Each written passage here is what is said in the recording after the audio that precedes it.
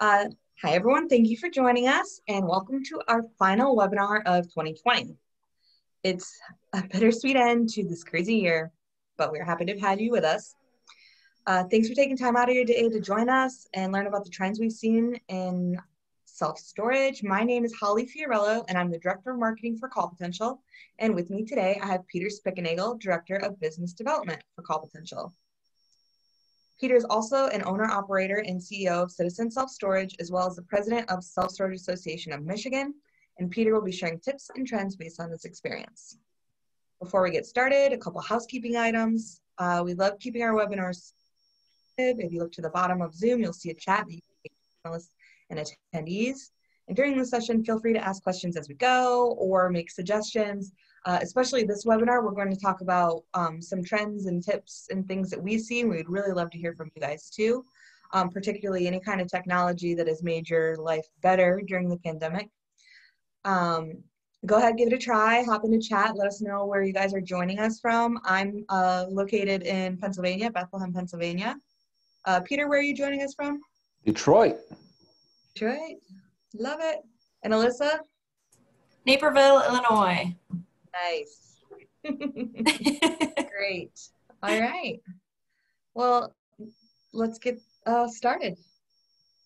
Today we're talking about self-storage in 2021, kind of taking some tips that we've learned from 2020 about how technology can make life better and how you can add a human element to what you're doing. Yeah, ooh, Blake coming at us from Omaha, Nebraska. Thanks, Blake, for popping in there. CallPotential, in case you guys do not know, is not a call center. We do not answer calls that roll over. We're a communication platform. So basically, it's a platform for all your conversations, your phone conversations, your email conversations, your text conversations, combined with a CRM software that operators use to power their customer service. So fun fact, like to share that, especially, our friend Alana said she didn't know we weren't a call center until a couple months ago after years working together in the industry. So had to give you guys a little update. You do have software if you want to start your own call center though. So ask Peter about that after the presentation if you're interested. 2020, we saw the quickest adaptation to new technology that the human race has ever seen. And it wasn't just because we loved it. We were kind of forced into it because of the pandemic. So, what did we learn? What are we seeing? Let's kind of just hop on into it and see what we've got so far. The rise of contactless payments. 70% of consumers have changed the way they pay due to the pandemic. And I'm sure you guys have seen the same thing. You're not seeing as many of your tenants come in and hand you money and hand you that check. They're signing up for online stuff. More than half would switch to a provider that offers contactless options. So before you just think that everybody is offering contactless options, maybe they are, maybe they aren't, but make sure that you're putting that information out there so people know when they're looking for a provider that you've taken everything into consideration. Yeah, I think it's important too, from an operator standpoint. You may have already offered a contactless payment channel, whether that's through your website, whether it's by taking a phone call. But I do think it's important to make sure that you make sure your messaging around that is clear and apparent to your consumer on a lot of your marketing materials, primarily on your website, but just making sure that it's front and center, and one of the first things that your possible leads or new rentals and also your current customers are seeing too. Make it very easy for them to find it, and I think that's going to benefit you as an operator in the long run. Agreed.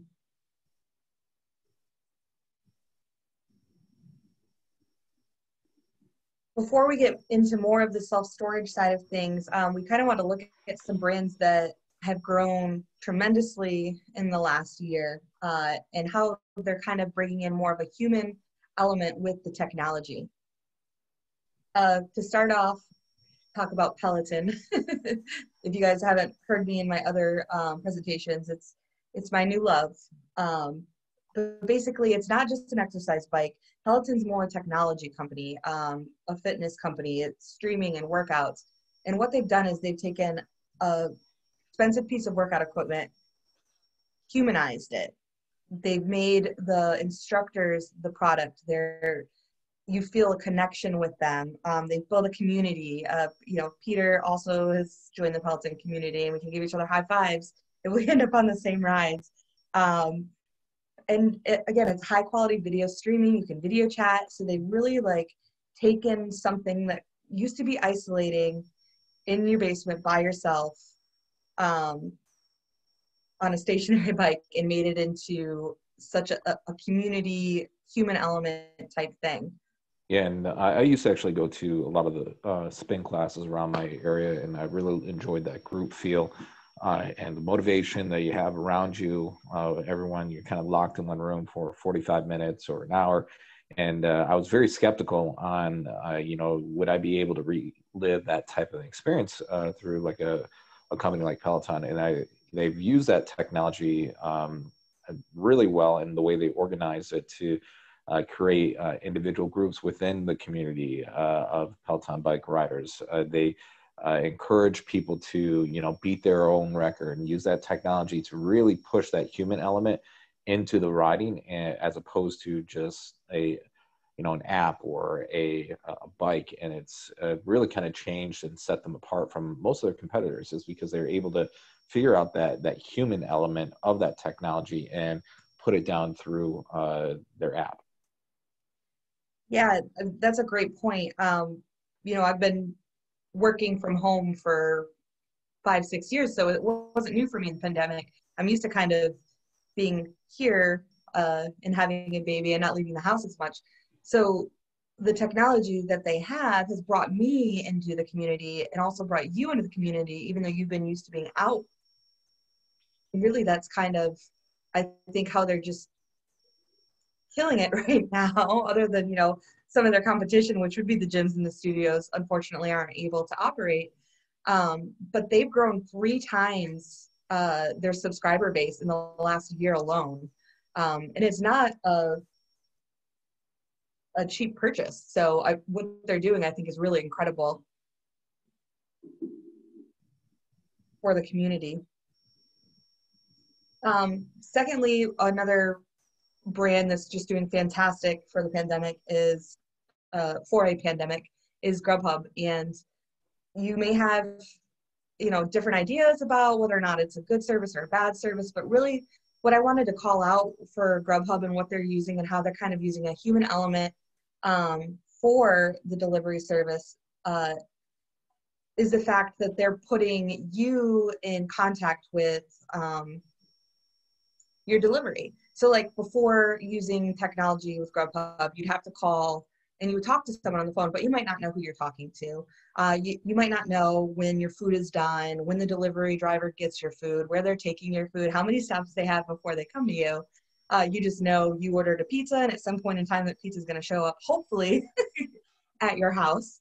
And with Grubhub, they've used technology to let you know that your order has been accepted and what your driver's name is and when your driver has picked up your food. And all these communications that they're sending to you through text messaging are all automated using triggers that have happened, technology. So when your order is picked up, a message is automatically triggered and sent to you to let you know, so you're constantly aware. Yeah, and I think what's important too on kind of all of these examples that we're bringing up is how can you implement some of these strategies at your self-storage facility? And a lot of times we feel like we are within the self-storage bubble. And I think it's really important to look outside of the industry to really see kind of examples of other companies, other industries, and how they handle communications to their customer base, and how we might be able to kind of steal and not really reinvent the wheel from what they're currently doing and implementing in ours. And one of the things I really like about kind of this example is the tone and the way they communicate. So if you look at the example on the screen right now, it says, according to Crystal Ball, we deep fried. And that's reference to the delivery time on kind of predicting when that is. And it has a little bit of a kind of a funny joke to it, but it's more than just a static, cold communication. There's a little bit of warmth into it, and it really is engaging with their client base. And something that you guys should be looking at is your communications to your tenant base. Is it static? Are you just sending emails that are just very bland and to the point? Or are you sending more warm, friendly, inviting type of emails that shape the tone or give your company or your brand a voice? A lot of money is spent on designing your company brand, the logo, the way your property looks, the quality that's put into it. But I don't feel there's a lot of effort spent on the tone and the narrative and voice of that brand. And I think as technology takes more of a hold within our daily lives with how we interact with companies, it's extremely important to have a unique voice in the crowd. And I think Grubhub has done a very good job of creating that unique voice to their client.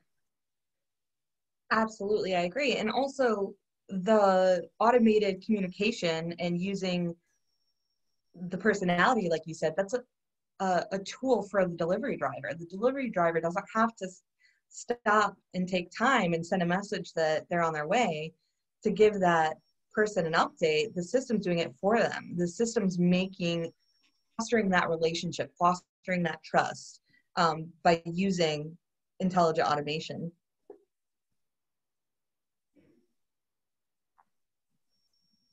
The next example that I really love and have leaned on a lot, even before the pandemic, like I mentioned, I have a baby, and I'm a working mom, so anything I can do that can save me some time, I'm all for, is Instacart. Instacart is not just a grocery delivery platform. It's a tool for personal shoppers, putting personal shoppers in contact with the consumer. It's a fantastic experience. It's not you make an order and they don't have the right things, you just don't get them. They can be in constant communication with you, send you pictures of what they're shopping for, ask you questions. Is that the right amount of bananas you have? But also using technology and automation. So when certain actions have happened, like when they've checked out or when they're on their way or when they've dropped their food off, Instacart has preset communications that go out based on that. But also keeping that driver and that shopper in communications with you. So really it's a tool for both of you. Yeah, and maybe a great example of how we could implement this into the self-storage industry is if you're on the phone with somebody and maybe they've never used storage before and they're not quite certain on what size they need. You may have the ability to FaceTime them and walk them over to the unit virtually and say, well, here's the unit. This is actually what it looks like, and go through the whole unit with them, come back in, bring them to the merchandise wall, say, hey, if you plan on moving to a 2-bedroom house, here's our mattress bag covers, here's what they look like, and have more tactile effect on that consumer than what you probably would if you just answer the phone. And even if just answering the phone, making sure you're sending out an automated quote to them. So when they hang up, they get that text immediately saying, hey, thanks for calling. Maybe there's some tone again in that text that kind of makes it very unique for your brand. And then it gives them the size, the dollar amount, clickable action. So it really is that balance between that personalized and humanizing, again, that technology, versus just allowing the technology to run in the background that's very cold, dry, and static. Yeah, great points. I absolutely agree. Also, I just wanted to, fun fact, let you guys know that Instacart grew 500% year over year this year based on, having a solid technology platform that works for both the consumer and the personal shoppers. With that being said, I thought this was an interesting quote that I wanted to share. Rapid scale has a way of revealing bottlenecks, which the Instacart Chief Technology Officer, Mark Schaaf, had said. And I think that's true in any industry, but Peter, you might have some more insight about some of these pivots to pandemic operations and bottlenecks that have been uncovered? Well, I like that quote, but I also use when you have that rapid scale or rapid growth or rapid change in operations, it doesn't even need to be a growth, but a rapid change in the marketplace, kind of what's happened with the COVID-19. I always like saying that it's like going down the highway doing 90 miles an hour and trying to put gas in the tank at the same time. And so you have the speed at which is happening around you, and you're trying to keep the car going to maintain that speed when things are changing all around you, going on empty, and you got to refuel, and you got to revise how you run your operations. And I think this is a great analogy. You're going to find different bottlenecks. Maybe you didn't do online rentals before the pandemic, and now you do. And trying to get that up and running was a bottleneck because you have all this demand that may be coming in, but you don't have a way to service that demand. And a lot of the publicly traded companies, I think it was CubeSmart, Public Storage, I think Life Storage had their online rental up and running prior to the pandemic, but most of the other REITs did not. And it was a bottleneck of rentals that they could not do within that environment. So they quickly deployed, and they've been working on it. I know they were working on it prior to it, but it really kind of sped up their development process for that to meet the demands of a changing marketplace. Wow.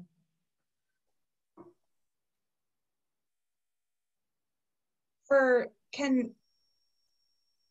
I'm thinking about the bottlenecks again. For the new technology, can training be a bottleneck if you're trying to roll out too much too fast?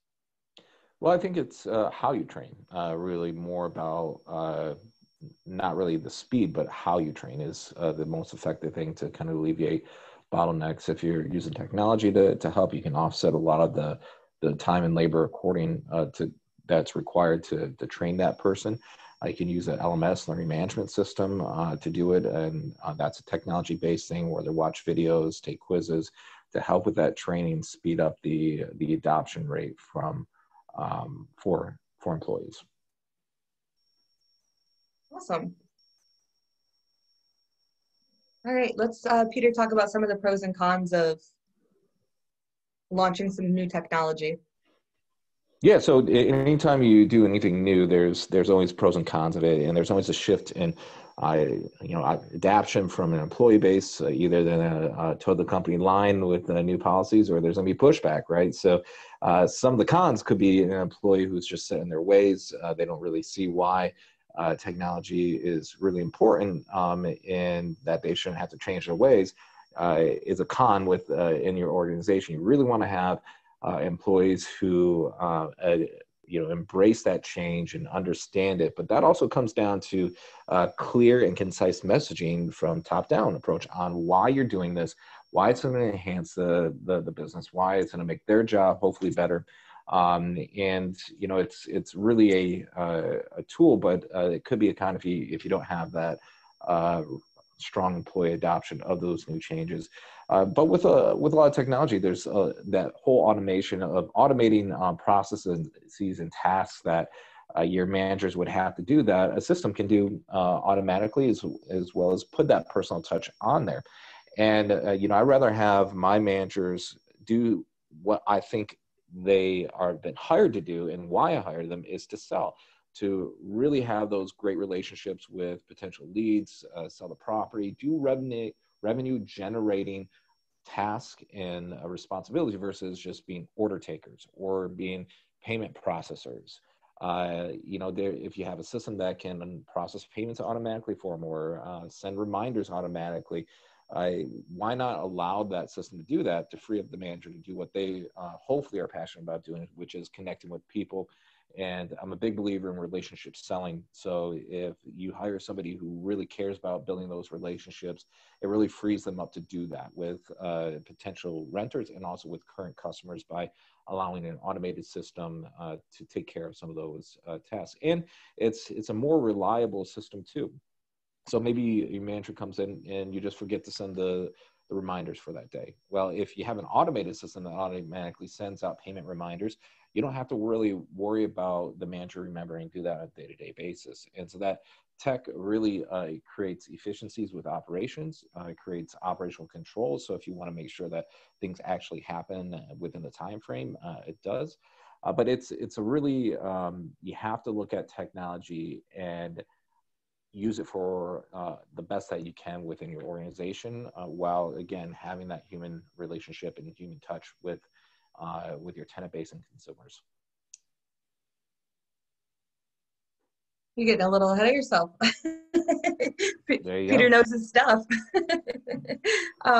So, you know, when you talk about the adoption issue and not necessarily wanting to take the time to invest to learn in something new or use a new tool, automation really can be a manager's personal assistant. It's not necessarily giving them less hours, but it's giving the business more hours. I think you talked, you had a great point on this earlier. Yeah, it's a, you know, you may be working at a property by yourself, and maybe you've been begging the ownership or your supervisor to give you more double coverage because you don't have time throughout the day to do everything that they're asking you to do. Well, technology can be that double coverage for you. It can take away a lot of those tasks and responsibilities that you normally do on a day-to-day basis and let a system handle it that, again, has that warmth, that branding, the consistency, that interaction, that human element that can be there with the right technology. And it frees you up now to really make that property shine. Take ownership of that property, take a lot of pride in the way the property looks, how you operate it. And that tech can be really your new own personal assistant. And it's interesting that a lot of the technology is moving to that frame of assisting you as opposed to replacing you. And I think that's a key part of what we're seeing. And one thing that I know Google is even doing is they are testing out in beta, and I don't know how it's going right now, but they have a new Google Assistant where it can actually call, let's say I want to book a hair appointment someplace because I need my haircut. It can actually call the salon for you and book that appointment with them automatically. And the computer that's calling sounds like a real person. And there's a lot of variables in there. They have human interactions where it's the and it does not sound like a computer reading text. It's very good, and Google's now testing this out. So this idea of having technology as your personal assistant is not new, and large industries are already adopting and testing it out and figuring it out. And I think with our self-storage industry, that tech can be kind of a great addition to what you're currently doing and help you with your day-to-day job. What kind of tasks in self-storage would you recommend to automate?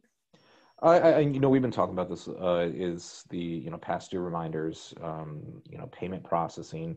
If you have a pay by phone system where somebody calls in, it can put them right into that pay by phone so they're not having to make their payment to the manager. Again, that helps with customer service because the customer is not giving their credit card information to a live person.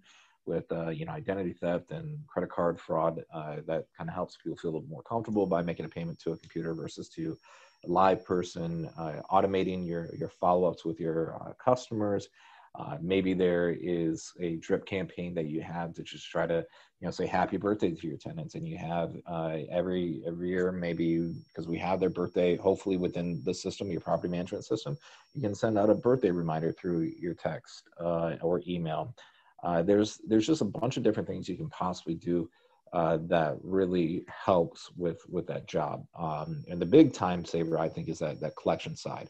Is because it's, you know, end of the month, beginning of the month, it typically can be pretty heavy with payment calls or following up on past dues, and really let the system handle that. And then you just handle the leads coming in, and you're connecting with new tenants and building those relationships. And it really, in my opinion, that's where the joy of this job is that if you love working with people, this is a great job. And that's what automation can do. It allows you to thrive in your people building skills. Absolutely. By using your strengths that are distinctly human and using technology to do things that technology are good at doing. So yeah, that was great. Thank you. Have you come across any, like, what kind of lack of human touch have you seen in digital interactions? Like, I know you touched briefly on it in the beginning of the presentation, but where have you seen messaging that has been automated that just has not been polished up? Like, where have you noticed the lack of human touch? Yeah, I mean, there's definitely companies out there who still have that stale, dry approach to their messaging, and they haven't changed their copy at all. And it feels like almost a sore thumb now that sticks out.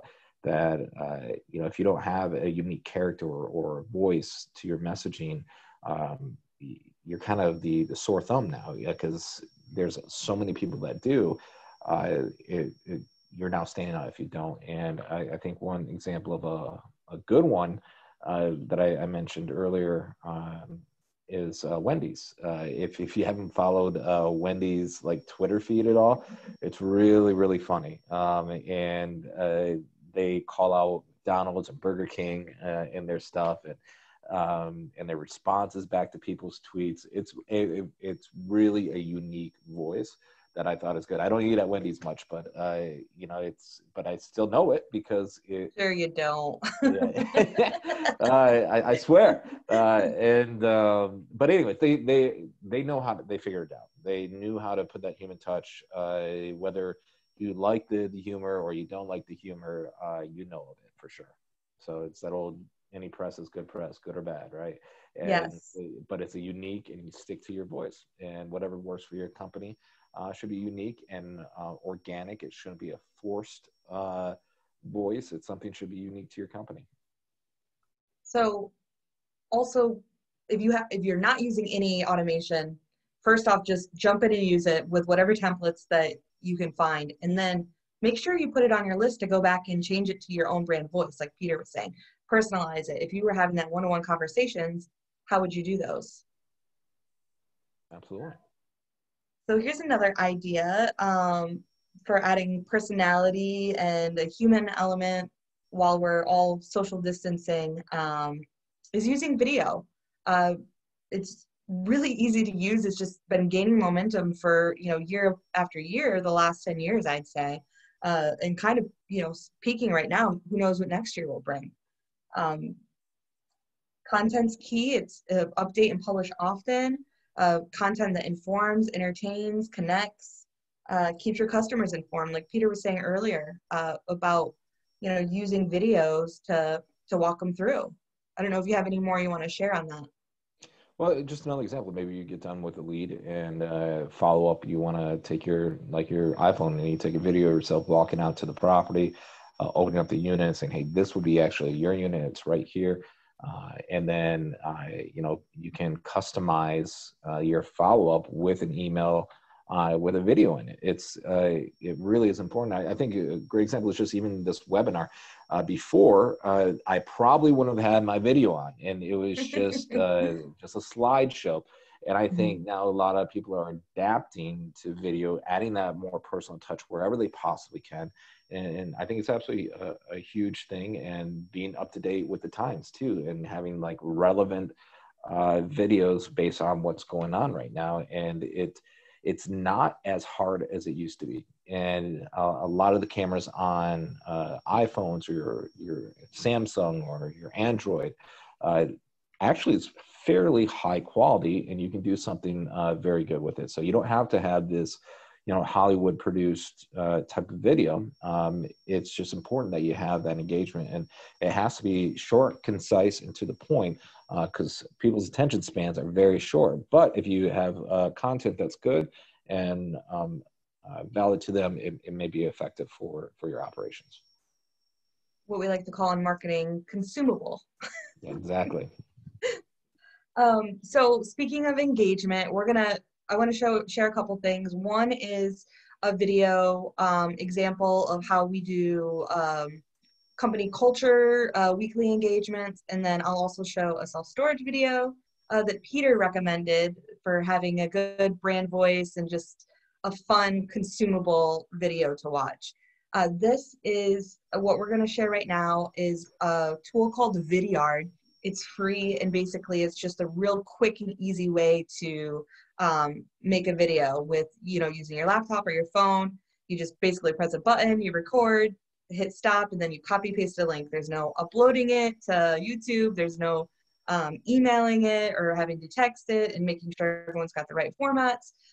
But with that being said, I would like to introduce you to Phil, who's our CEO of CallPotential, and he will share with you how we use Vidyard on a weekly basis to literally get some FaceTime with our employees.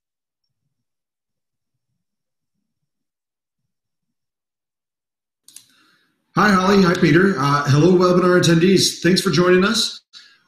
This is our CallPotential Insider Minute weekly recap. It's a way for us to connect the whole company on highlights and information, and really just a kind of a quick verbal recap. It might vary from customer updates or software updates or system updates. It's really just kind of a way to inject some humor, some personal, some really FaceTime, and continue to build on the great culture that we already have here, and hopefully make sure everybody's on the same page and knows exactly where we're going. Yeah, I think that video is a great example of trying to use that technology, put that human interaction together. And hi, Holly. Hi, Peter. Hello, webinar attendee. Oh, sorry. But I think one of the it's all right. I think one of the key things that has always been a problem that I've always tried to do with my properties, because I own and manage properties myself, is that when you are a property manager and you're sitting at that property, you feel like an island, that you don't have connection with the team. And it's something that I've always tried to battle because it can be a very lonely job or work environment besides interacting with your customers. And so there's certain things like this video here that can help bridge that. There's also technology out there from an intra-company communication. We use Slack and CallPotential. I also use Slack on the citizen storage side of things. And it's a great way to keep the communication up, even with on the storage side. We have kind of a general chat that people do bragging rights. That, I just rented a 10 by 10 with all the goodies, sold the insurance, merchandise, and it's kind of a way to communicate with them. And you can do, you can like, thumbs up, some of those things, but it really creates more of that team culture and that humanizing it with technology within our industry. And I think that trying to make everyone feel like they're on a team is it's one of the hardest things we do as operators, to make people feel engaged and hopefully feel like they're part of something bigger. Absolutely, Peter, that's such a good point. It really is getting people together to make them feel like they're a team. Again, like I said, I worked remote for a lot of years, and it can be extremely isolating, especially if they don't have the customers coming in person as much. So I think that's great. Thank you for sharing that. This is a fun video that Peter shared that's just kind of a example of someone had a good idea and went out and shot it.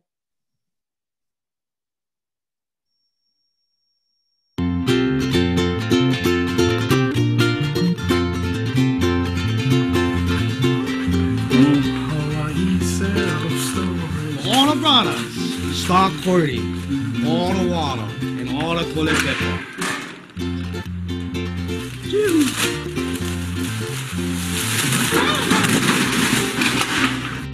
Avoid you sell storage for all your storage needs. Woo! You know the cat.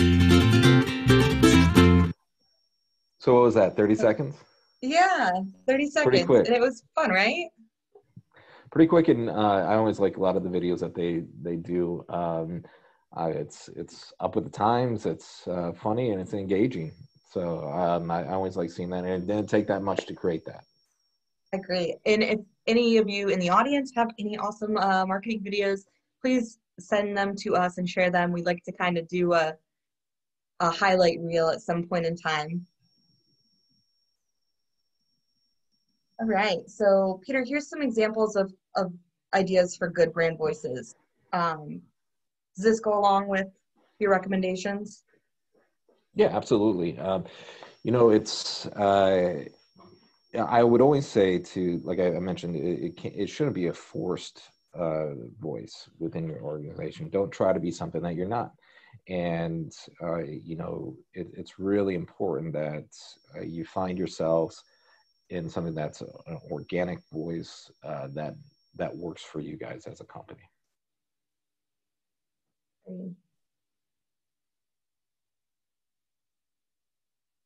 These are just some examples of video tools that we like using. Obviously, we're on Zoom for our webinars.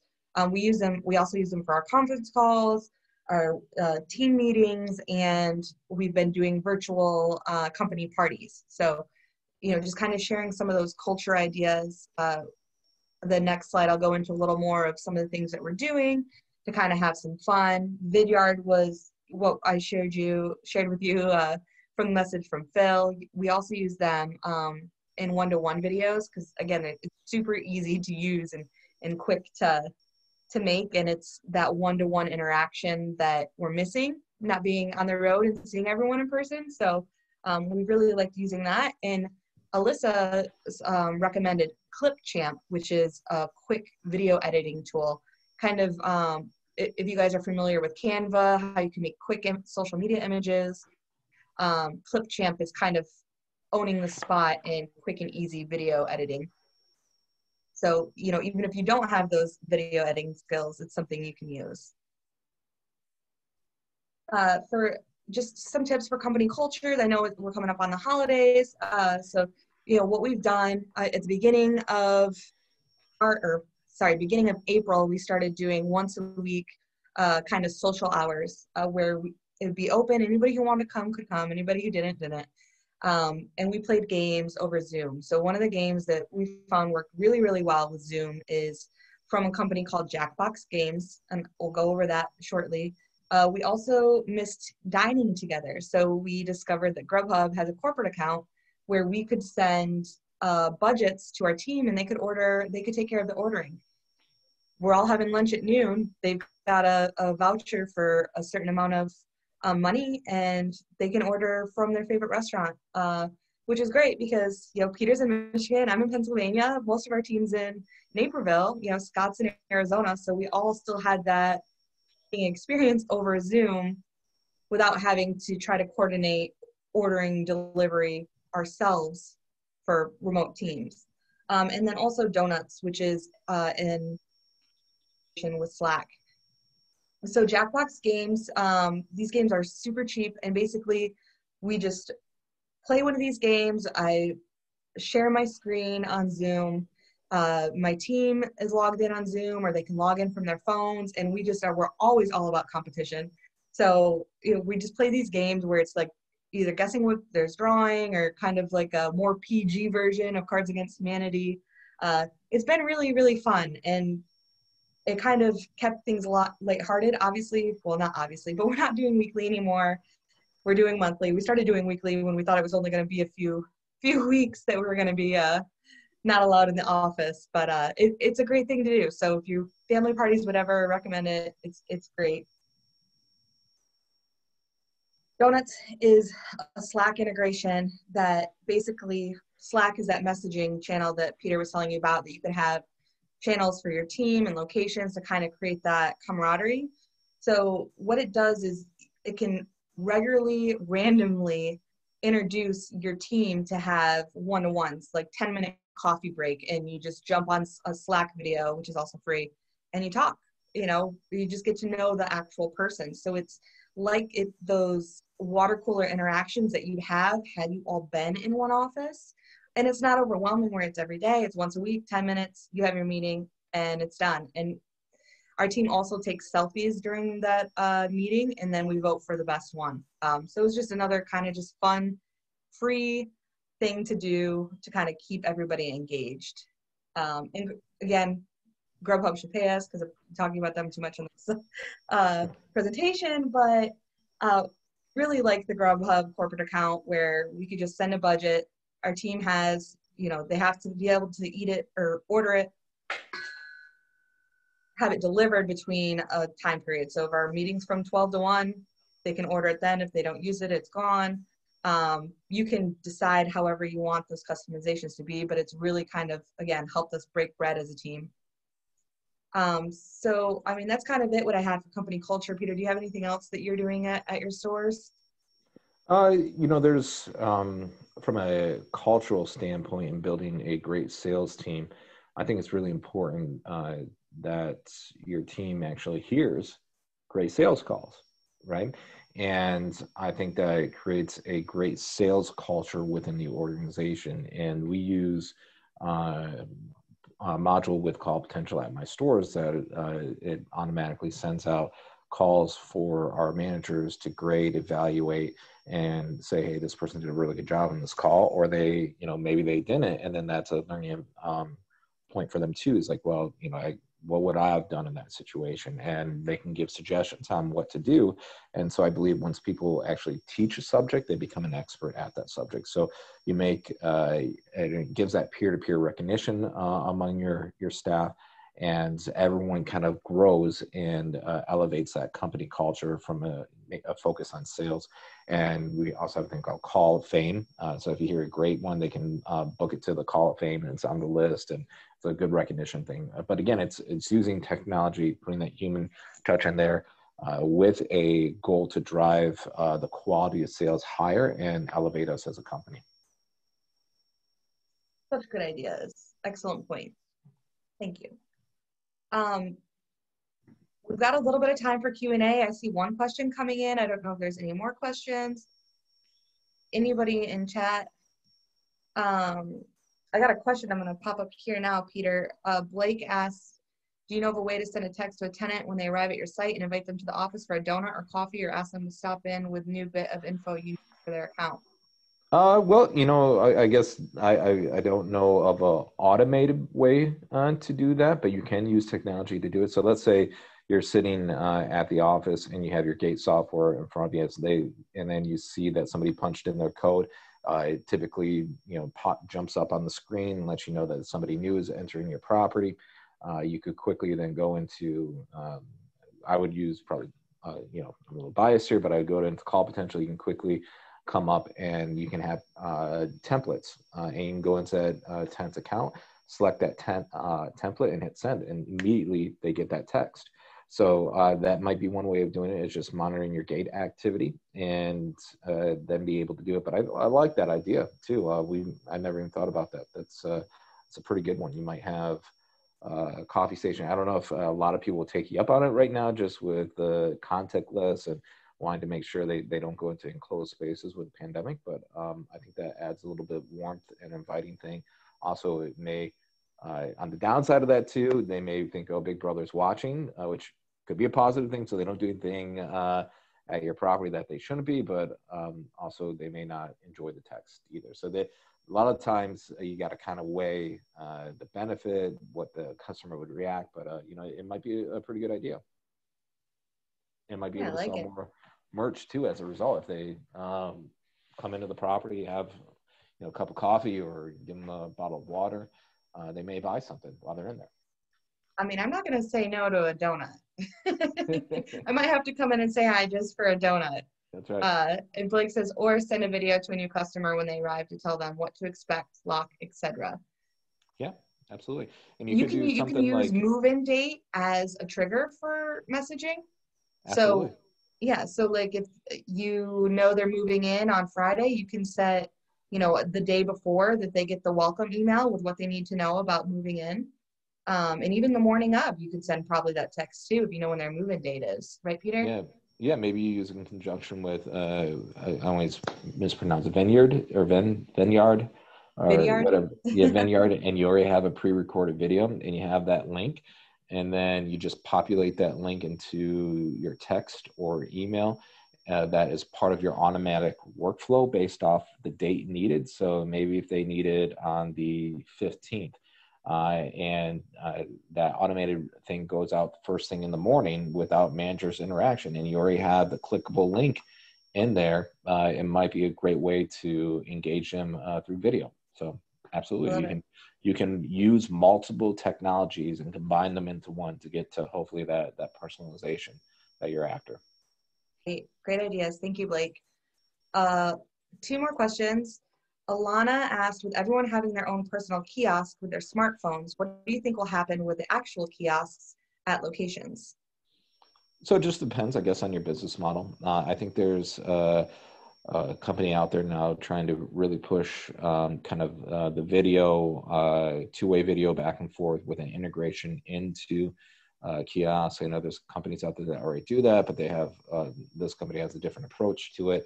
I think maybe there's companies out there that run all the properties without property managers at the physical location. They still have employees that do the maintenance, prepping the units, overlocks, all that stuff, but the interaction still through that kiosk. So it's interesting how it may be a shift from using hardware at the location to the hardware in your pocket, right? Or it could be a combined, blended approach. And, you never really know.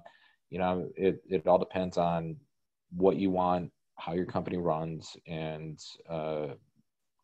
if it's going to work for you. It's great thing about our industry. You can try a bunch of different things, see if it works for you. And it may not work for other people, but may work for you.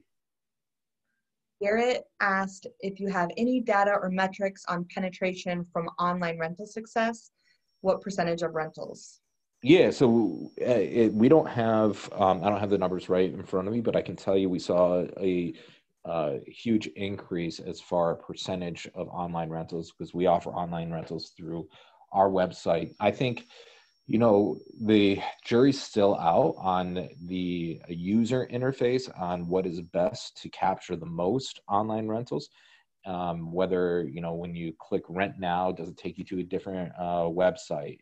Does it just expand on your current website? Is it a 3-step process? Is it a 10-step process? How do you capture the customer's information at the front end versus at the back end? So in case they abandon the process in the middle, do you have a way to follow up with them and figure out why they stopped the online rental? These are all things I think a lot of people are thinking through. And what I think is going to be a positive thing about some of the REITs doing it now, that they hopefully are then to be presenting the results of what they're doing. They have a significant database set to do A/B testing that maybe small operators like myself, we don't have a ton of facilities to try different things out and what's more effective. So I think as we continue down this road and we get more time underneath our belt, I think we're going to be able to understand the effectiveness of online rentals. The design and implementation of online rentals, is it copying an Amazon approach? Is it where you have a car? Is it different? So I think there's a lot of operators trying a lot of different things right now, but I can tell you this year we've seen a significant increase of our rentals go to that online thing. I'm a big believer, not only just with the way we design CallPotential, but the way we use technology in general. Is we try to remove as many barriers or speed bumps from a customer getting an action, whether that's a text, email, or whether going to your website, to a final solution, whether they're making the payment, completing the rental. Remove as many barriers as possible or possible abandonment points. And I think that's really been a key to success for a lot of things that we do. Great. Masha, oh my God, I'm going to slaughter your name. Masha? What is your favorite way to use videos? Do you email it, post it on social media, send it by text? Sorry if I missed it. Had a bad network. Yes. All of the above. All of the above. I like it. Why not use it at all of them? Why limit yourself? Yeah. I mean, if you've created the content, put it everywhere, because different people consume different channels. So you might as well kind of get it all over. Absolutely. All right. I think that is it for the questions, guys. If you guys have any other questions, feel free to send us an email. You got Peter and my email addresses up here. Again, thank you. I hope everyone has happy holidays, safe, and fingers crossed that 2021 is the year for us all. So yeah, thanks, Peter.